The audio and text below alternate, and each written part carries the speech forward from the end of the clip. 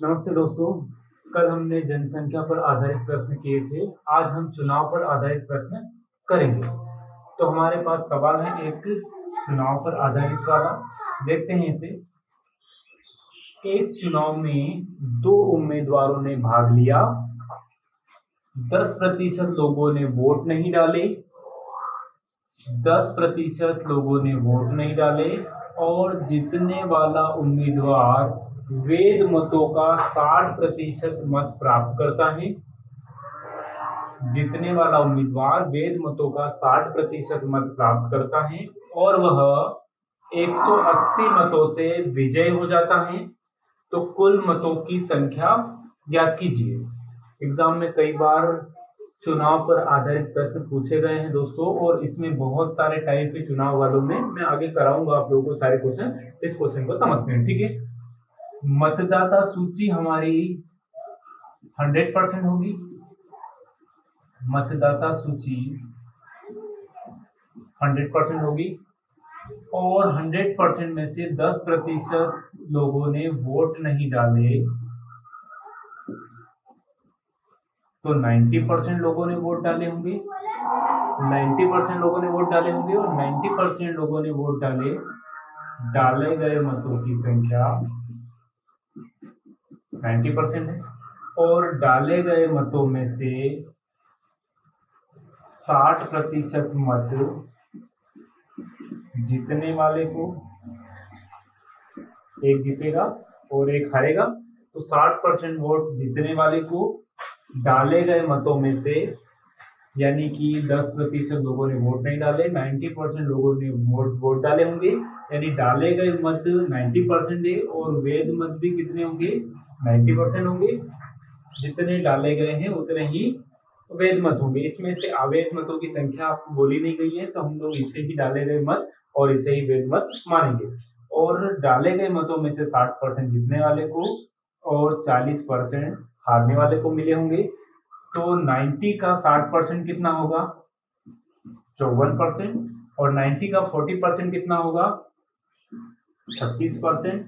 यानी कि जीतने वाले को 54% प्राप्त होगा 90 का, और 90 में से कितना प्राप्त होगा, हारने वाले को 36%। यानी कि जीतने वाला हारने वाले से कितने प्रतिशत अधिक है, तो आपके पास आ जाएगा 18% वोट अधिक प्राप्त होते हैं जीतने वाले को हारने वाले से।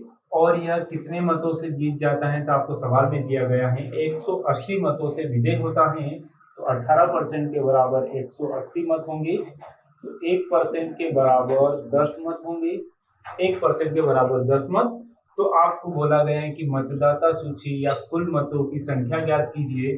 तो 10 का मल्टीप्लाई कर देंगे 100 में, तो डाले गए या कुल मतों की संख्या होगी 1000, यानी कि मतदाता सूची होगी 1000 की। आपसे बोला गया वेद मत या डाले गए मतों की संख्या ज्ञात कीजिए, तो 10 × 90 तो आ जाएगा 900 मत डाले गए होंगे या वेद मतों की संख्या 900 होगी। और वेद जो डाले नहीं गए उसकी पूछ लिया आपसे संख्या, तो आ जाएगा 100 मत डाले नहीं गए होंगे। यानी कि टोटल शहर में जनसंख्या 1000 होगी। 100 लोगों ने वोट नहीं डाले, 900 लोगों ने वोट डाले और 900 मत वैध होंगे। अगर आपसे पूछ लिया कि जीतने वाले को कितने मत प्राप्त हुए और हारने वाले को कितने मत प्राप्त हुए, तो 10 का मल्टीप्लाई यहाँ कर देंगे, तो 540 मत जीतने वाले को मिले और 10 का मल्टीप्लाई यहाँ कर देंगे, तो 360 मत हारने वाले को प्राप्त होंगे। यानी कि जीतने वाले को 580 और हारने वाले को 360 मत प्राप्त होंगे। तो समझ में आया दोस्तों सभी को। इस प्रकार से कई टाइप के क्वेश्चंस बनेंगे आपके एग्जाम में, तो आगे मैं कराऊंगा, ठीक है। ये क्वेश्चन पिछले वाले क्वेश्चन से थोड़ा सा अलग है, इसे अच्छे से समझिएगा। देखते हैं हमारा क्वेश्चन क्या है। चुनाव पर आधारित प्रश्न हमने जो पिछला क्वेश्चन किया है वैसा ही है, लेकिन थोड़ा सा अलग है, तो इसे आप समझने की कोशिश कीजिए। एक चुनाव में दो उम्मीदवारों ने भाग लिया।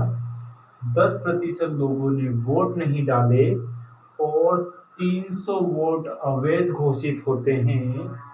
और जीतने वाले उम्मीदवार को मतदाता सूची का 60% मत प्राप्त होता है और वह 1500 मतों से विजयी होता है। तो कुल मतों की संख्या और वैध मतों की संख्या ज्ञात कीजिए। तो यहाँ पर आपको कुल मतों की संख्या और वैध मतों की संख्या बतानी है। तो थोड़ा सा डिफरेंस है सवाल, देखिए करते हैं हम लोग। मतदाता सूची हमारी कितनी होगी? मतदाता सूची 100% होगी, 100% हमारी मतदाता सूची होगी और मतदाता सूची में से 10% लोगों ने वोट नहीं डाले, 10% लोगों ने वोट नहीं डाले, तो 90% लोगों ने वोट डाले होंगे। यानी डाले गए मतों की संख्या होगी या डाले गए मतों का प्रतिशत होगा 90%, 90% लोगों ने मत डाले और डाले गए मतों में से ही अवैध घोषित हुए होंगे। तो हमारे पास यहाँ डाले गए मतों में से प्रतिशत नहीं दिया गया है कि 10% या 5% या 15% वोट अवैध घोषित हो जाते हैं। यहाँ पर डायरेक्ट दिया गया है कि 300 वोट अवैध घोषित हो जाते हैं। तो 90% में से हम 300 वोट माइनस नहीं कर सकते। तो इसके लिए मैंने आपको क्लास में भी कई बार बताया है कि जब भी आपको इस प्रकार का सवाल आए तो आपको क्या करना है कि जितने वाले जो वोट हैं, जो एक उम्मीदवार हैं जो जीत रहा है, कितने मतों से जीतता है? 1500 मतों से विजय होता है। तो जीते गए मतों में से 1500 में से सबसे पहले आप 300 मतों को माइनस करेंगे, तो यानी कि कितना आ जाएगा? 1200 मत आ जाएंगे।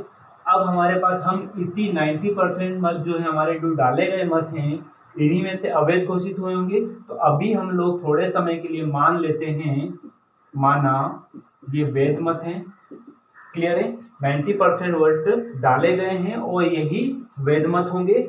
और इसमें से आपको बोला गया है कि जितने उम्मीदवार को मतदाता सूची का 60% मत प्राप्त होता है, यानी कि मतदाता सूची कितने की है?